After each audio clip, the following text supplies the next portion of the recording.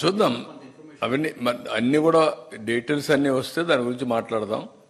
నేను ఏ ఒక్క వ్యక్తుల గురించి నేను మాట్లాడడం లేదు.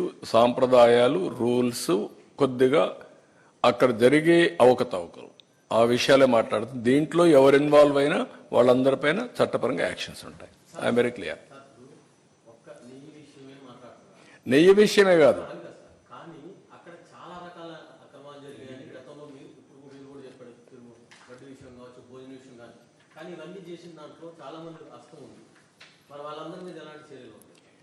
నేనేమంటానంటే అందుకే ఫస్ట్ టైం ప్రక్షాళన కోసం శ్యామలరావును పంపించాం, విజిలెన్స్ కూడా వేసాం ఇంత మునిపోయి. తర్వాత ఇది వచ్చింది కాబట్టి ఇప్పుడు సిట్ వేసాం. ఇవన్నీ కూడా రెండు విషయాలు ఇక్కడ మనం గుర్తుపెట్టుకోవాల్సిన అవసరం ఉంది. వెంకటేశ్వర స్వామి పవిత్రతకు దెబ్బతినకుండా ఏ పని చేసినా విత్ ఇన్ దట్ పర్వ్యూ ప్రక్షాళన జరగాలి, పవిత్రతకు భంగం కలగకూడదు. ఇందాక మాట్లాడుతూ ఆయన నోటీసులు చూపించారు సార్. ఆయనకి ఇచ్చింది కాకుండా మొత్తం వాళ్ళ కార్యకర్తలకి, నాయకులకి ఇచ్చిన నోటీసులు చూపిస్తున్నారు. అదే నేను అడిగేది, ఏమిచ్చారు? యాక్ట్ ఆఫ్ 30 ఉంది, మీరు వైలేట్ చేయొద్దండి, గుమ్మికూడొద్దండి, గుంపులు గుంపులుగా వస్తే రెండు పక్కల మనుషులు వస్తే క్లాష్ అవుతాయి, లా అండ్ ఆర్డర్ ప్రాబ్లమ్స్ అని చెప్పారు.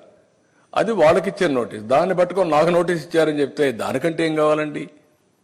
ఈయన నోటీస్ ఇచ్చారు, అదే నేను అడిగింది. నీకు నోటీస్ ఇచ్చారా? పోవద్దన్నారా? ఎవడన్నా చెప్పారా నీకు వచ్చి నిన్ను వెంకటేశ్వర స్వామి టెంపుల్కి పోనేమని చెప్పారా? What are you talking? నేను ఎందుకు చెప్పాల్సి వచ్చింది? ఇప్పుడు ఇవన్నీ చెప్పకపోతే డిఫాల్టర్స్ అవుతాం, లేకపోతే నేను చెప్పాల్సిన పని లేదు ఇప్పుడు ఇవన్నీ.